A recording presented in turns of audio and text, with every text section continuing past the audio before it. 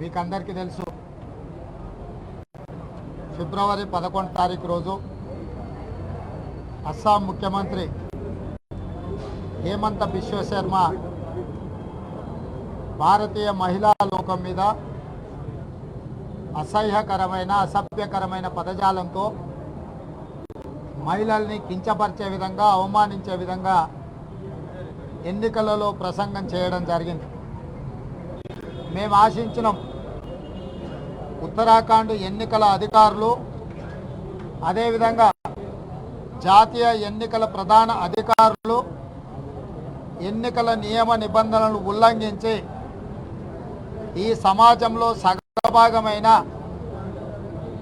ఈ మానవాళి మనుగడకు కారణమైన మహిళా లోకాన్ని రాజ్యాంగం మీద ప్రమాణ స్వీకారం చేసి రాజ్యాంగంలో ఉండే నియమ నిబంధనలు తూచా తప్పకుండా అమలు చేస్తానని ప్రమాణ స్వీకారం చేసి ఆ వ్యక్తే రాజ్యాంగాన్ని తుంగలో తొక్కి మహిళా లోకాన్ని అవమానపరిచే విధంగా మాట్లాడితే జాతీయ ఎన్నికల ప్రధాన అధికారులు ఈ ప్రసంగాన్ని దృష్టిలో పెట్టుకొని హేమంత బిశ్వ శర్మ మీద క్రిమినల్ కేసులు నమోదు చేసి తక్షణమే అరెస్టు చేస్తారని మేము ఆశించినాం. ఒకవేళ జాతీయ ఎన్నికల ప్రధాన అధికారి ఆ చర్యలకు చేపట్టకపోతే ఉత్తరాఖండ్ రాష్ట్రానికి సంబంధించిన డీజీపీ గారు కానీ లేకపోతే ఆ రాష్ట్ర ఎన్నికల ప్రధాన అధికారి గారు కేంద్ర ఎన్నికల సంఘానికి నివేదిక పంపించి హేమంత బిశ్వ శర్మ మీద క్రిమినల్ కేసులు నమోదు చేసి అరెస్టు చేయడానికి అనుమతి ఇవ్వమని చెప్పి నివేదిక పంపిస్తారని మేము ఆశించినాం. ఈ రెండు వ్యవస్థలు వైఫల్యం చెందినప్పుడు భారతీయ సంస్కృతికి సాంప్రదాయాలకు మేము వారసులం, భరతమాత ముద్దు బిడ్డలం మేమని చెప్పుకునే బీజేపీ జాతీయ అధ్యక్షుడు జేపీ నడ్డా గారు కానీ కేంద్ర హోంశాఖ మంత్రి అమిత్ షా గారు కానీ ఈ దేశ ప్రధానమంత్రి రాజ్యాంగానికి కాపలాదారుగా ఉండాల్సిన బాధ్యతలో ఉన్న ప్రధానమంత్రి రాష్ట్రపతి ఆదేశాలు ఇచ్చైనా ఈ దేశ సంస్కృతి సాంప్రదాయాలను కాపాడడంలో భాగంగా హేమంత బిశ్వ శర్మ మీద క్రిమినల్ కేసులు నమోదు చేసి అరెస్టు చేయడమే కాకుండా ముఖ్యమంత్రి పదవి నుంచి బర్తరఫ్ చేసి ప్రపంచ దేశాలకు భారతదేశం సంస్కృతి సాంప్రదాయాలకు విలువనిస్తుంది, మేము భరతమాత ముద్దు బిడ్డలను చెప్పుకోవడమే కాదు అవసరం వచ్చినప్పుడు మా చిత్తశుద్ధిని నిరూపించుకుంటామని చెప్పి బీజేపీ వాళ్ళు లేకపోతే కేంద్ర ప్రభుత్వంలో ఉన్న పెద్దలు ముందుకు వస్తారని మేము ఆశించినాం. కానీ నిస్సిగ్గుగా ఈ దేశ ప్రధానమంత్రి హోంమంత్రి బీజేపీ అధ్యక్షుడు అస్సాం ముఖ్యమంత్రి గారిని సమర్థిస్తూ ఇప్పటి వరకు చర్యలు తీసుకోకపోవడం, అదేవిధంగా జాతీయ ఎన్నికల ప్రధాన అధికారి ఉత్తరాఖండ్ రాష్ట్ర ఎన్నికల అధికారులు తమ విధి నిర్వహణలో విఫలం చెందడం వల్ల ఈరోజు ఈ దేశ సంస్కృతి సాంప్రదాయాలను 140 సంవత్సరాలుగా కాపాడుతూ వస్తూ ప్రపంచానికి ఆదర్శంగా నిలబడ్డ కాంగ్రెస్ పార్టీ మేము ఈరోజు పోలీస్ స్టేషన్లో ఫిర్యాదు చేయడం జరిగింది. ఎందుకంటే ఈ దేశాన్ని కాపాడే బాధ్యత, ఈ దేశానికి స్వతంత్రం తెచ్చిన పార్టీగా ఈ సంస్కృతి సాంప్రదాయాలను కాపాడడంలో ముందుండి ప్రాణ త్యాగాలు చేసిన పార్టీగా కాంగ్రెస్ పార్టీ ఆ బాధ్యతను స్వీకరించింది. చాలామంది మీడియా మిత్రులు లేదా కొంతమంది విశ్లేషకులు ఇదేదో గాంధీ కుటుంబానికి, రాహుల్ గాంధీ గారికి, శ్రీమతి సోనియా గాంధీ గారికి జరిగిన అవమానంగా చర్చలు జరుపుతున్నారు. కాదు, ఇది దేశంలో ఉండే మహిళా లోకానికి జరిగిన అవమానం, మాతృమూర్తి అనే పదానికి జరిగిన అవమానము. ఈరోజు ఎవరినైనా తల్లి అనేది నిజం, ఇది ఎంత నిజమో హేమంత బిశ్వ శర్మ మాతృమూర్తుల మీద చేసిన దాడి అంతే నిజం. పరంగా చర్యలు తీసుకోవాల్సిన వ్యక్తులు వైఫల్యం చెందినప్పుడు మేమే ఫిర్యాదు చేయాలని ముందుకు వచ్చినాం. ఈరోజు తెలంగాణ రాష్ట్రంలో 709 పోలీస్ స్టేషన్లు ఉన్నాయి. తెలంగాణ ప్రజలకు, తెలంగాణ యువకులకు ఈరోజు తెలంగాణ రాష్ట్ర కళ సాకారమైందంటే శ్రీమతి సోనియా గాంధీ గారి యొక్క నేతృత్వంలో, శ్రీమతి సోనియా గాంధీ గారి ఉక్కు సంకల్పంతో చరిత్రలోనే సువర్ణ అక్షరాలతో లిఖించదగిన నిర్ణయాన్ని శ్రీమతి సోనియా గాంధీ గారు చేసిండ్రు. మహిళల యొక్క కడుపు కోత, కుటుంబ సభ్యులను కోల్పోతే మహిళల యొక్క దుఃఖం తెలిసిన తల్లిగా, తెలంగాణ రాష్ట్రాన్ని ఇచ్చిండ్రు.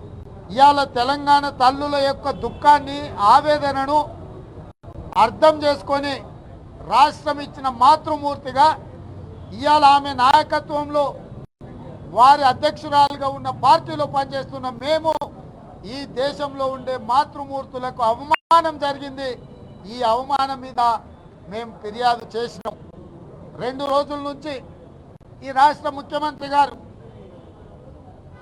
అస్సాం ముఖ్యమంత్రి యొక్క ప్రసంగం మీద, బీజేపీ యొక్క దుర్మార్గాల మీద మాట్లాడుతున్నాడు. ఇది నిజమే అయితే తెలంగాణ రాష్ట్ర ముఖ్యమంత్రిగా మీరు పోలీసుల మీద ఒత్తిడి చేయకండి, పోలీసులను నిష్పక్షపాతంగా వాళ్ళ విధి నిర్వహణను నిర్వర్తించనియండి. వాళ్ళు విధి నిర్వహణ ఒత్తిడి లేకుండా నిర్వహిస్తే మేము ఫిర్యాదు చేసిన అరగంట లోపలనే వాళ్ళు ఎఫ్ఐఆర్లు నమోదు చేస్తారు. జూబ్లీ హిల్స్ పోలీస్ స్టేషన్లో నేను, పెద్దలు మహమ్మద్ అలీ షబ్బీర్ గారు, అంజన్ కుమార్ యాదవ్ గారు, సంపత్ కుమార్ గారు, దాసో శ్రవణ్ గారు, ఇతర నాయకులు, ఇతర మహిళలందరం కలిసి జూబ్లీ హిల్స్ పోలీస్ స్టేషన్లో ఫిర్యాదు చేసి ఆ ఫిర్యాదుకు సంబంధించి మేము వారి దగ్గర రిసిప్ట్ తీసుకున్నాం. అంటే ఫిర్యాదు చేసినట్టు మాకు జూబ్లీ హిల్స్ పోలీస్ స్టేషన్ నుంచి ఈ రసీదు ఇవ్వడం జరిగింది. ఈ ప్రాతిపదికన జూబ్లీ హిల్స్ పోలీస్ స్టేషన్లో తక్షణమే ఎఫ్ఐఆర్ చేయాల్సిన అవసరం ఉంది. ఈ ఎఫ్ఐఆర్లో ముఖ్యమంత్రి గారు రాజ్యాంగాన్ని ఉల్లంఘించడమే కాదు, ఎన్నికల కోడ్ను కూడా ఉల్లంఘించిన అస్సాం ముఖ్యమంత్రి గారు. కాబట్టి ఈ పోలీసులు క్రిమినల్ కేసులు పెట్టి తక్షణమే అస్సాం ముఖ్యమంత్రి గారికి అరెస్టు వారెంట్ను పంపించాల్సిన అవసరం ఉన్నది. వారికి నోటీస్ ఇచ్చి పోలీసుల ముందల హాజరుగమ్మని చెప్పి వారు నోటీస్ ఇవ్వాల్సిన అవసరం ఉంది. ఒకవేళ ఆ నోటీసు ఇవ్వడంలో, అతను తీసుకోవడంలో, అతను ఇక్కడికి రావడంలో ఒకవేళ వైఫల్యం చెందితే ఇక్కడి నుంచి ప్రత్యేకమైన పోలీసు విభాగాలను పంపించి అరెస్టు చేసి తీసుకురావాల్సిన బాధ్యత రాష్ట్ర ప్రభుత్వం మీద ఉన్నది. కాబట్టి ఈ రాష్ట్ర ముఖ్యమంత్రి గారికి కాంగ్రెస్ పార్టీ పక్షాన, తెలంగాణ ప్రజల పక్షాన విజ్ఞప్తి చేస్తున్నాం. మీరు నిన్న మొన్న మాట్లాడింది నిజమైతే, మీకు చిత్తశుద్ధి ఉంటే తక్షణమే ఒక స్పెషల్ టీంని కాన్స్టిట్యూట్ చేయండి. ఇలాంటి రాజ్యాంగేతర శక్తిగా మారి ఎన్నికల నియమావళిని ఉల్లంఘించి మహిళా లోకాన్ని అవమానించినందుకు అస్సాం ముఖ్యమంత్రి హేమంత బిశ్వ శర్మను అరెస్టు చేయడానికి మీరు రాష్ట్రం నుంచి ఒక స్పెషల్ టీంను కాన్స్టిట్యూట్ చేసి తక్షణమే అతని అరెస్టుకు ఆదేశాలు ఇవ్వండి. మీరు అవసరమైతే ఈ ఫిర్యాదుల మీద మంత్రివర్గ సమావేశం ఏర్పాటు చేయండి, చర్చ చేయండి. ఈ రకమైన ఉల్లంఘనలకు పాల్పడితే ఏమేమి సెక్షన్ల కింద కేసులు పెట్టవచ్చో అడ్వకేట్ జనరల్ సలహా తీసుకోండి, న్యాయ నిపుణుల సలహాలు తీసుకోండి. ఎందుకంటే ముఖ్యమంత్రిగా ఏమేమి సెక్షన్ల కింద కేసులు పెట్టాలో మీకు తెలియకపోయి ఉండొచ్చు. కాబట్టి న్యాయ నిపుణులతోని మీరు సంప్రదింపులు చేసి ఒక ప్రత్యేక అధికారుల బృందాన్ని ఏర్పాటు చేసి అస్సాం ముఖ్యమంత్రిని అరెస్టు చేయాల్సిందిగా, శిక్షించాల్సిందిగా కాంగ్రెస్ పార్టీ డిమాండ్ చేస్తుంది. ఒకవేళ ముఖ్యమంత్రి గారు కేంద్ర ప్రభుత్వం ఒత్తిడికి లొంగిన భారతీయ జనతా పార్టీతో ఉన్న అనుబంధాన్ని వదులుకోవడానికి ఆయన మానసికంగా కష్టపడ్డ చర్యలు తీసుకోకపోతే 48 గంటలు రాష్ట్ర ప్రభుత్వానికి, పోలీసులకు సమయం ఇస్తున్నాం. ఇవాళ 14 తారీఖు 12 గంటలకు ఫిర్యాదు చేసినాం. 16 తారీఖు రోజు 12 గంటల వరకు ఎదురు చూస్తాం. ఈ లోపల క్రిమినల్ కేసెస్ పెట్టి వారికి అరెస్ట్ వారెంట్ను పంపించకపోతే 16 తారీఖు రోజు మధ్యాహ్నం అన్ని పోలీస్ కమిషనరేట్ల ముందు, అన్ని జిల్లా ఎస్పీ కార్యాలయం ముందు పెద్ద ఎత్తున నిరసన కార్యక్రమాలు చేపడతాం. ఈరోజు మహిళలతో పాటు ఈ తెలంగాణ సమాజం మహిళా లోకానికి జరిగిన అవమానాన్ని, మాతృమూర్తులను కించపరుతూ మాట్లాడిన అస్సాం ముఖ్యమంత్రి హేమంత బిశ్వ శర్మ మీద చర్యలు తీసుకోవాల్సిందిగా డిమాండ్ చేస్తూ 48 గంటలలో రాష్ట్ర ప్రభుత్వం స్పందించకపోతే మొత్తం కమిషనరేట్ ఎన్నున్నాయో రాష్ట్రంలో, అదేవిధంగా 33 జిల్లాల ఎస్పీ కార్యాలయాల ముందు మా శ్రేణులందరూ కూడా ముట్టడి చేస్తారు. స్వయంగా నేను హైదరాబాద్ కమిషనరేట్ ముట్టడికి నేనే నాయకత్వం వహిస్తా. అదేవిధంగా సైబరాబాద్, రాచకొండ కమిషనరేట్ల దగ్గర అక్కడుండే మా నాయకత్వము లీడ్ చేస్తారు.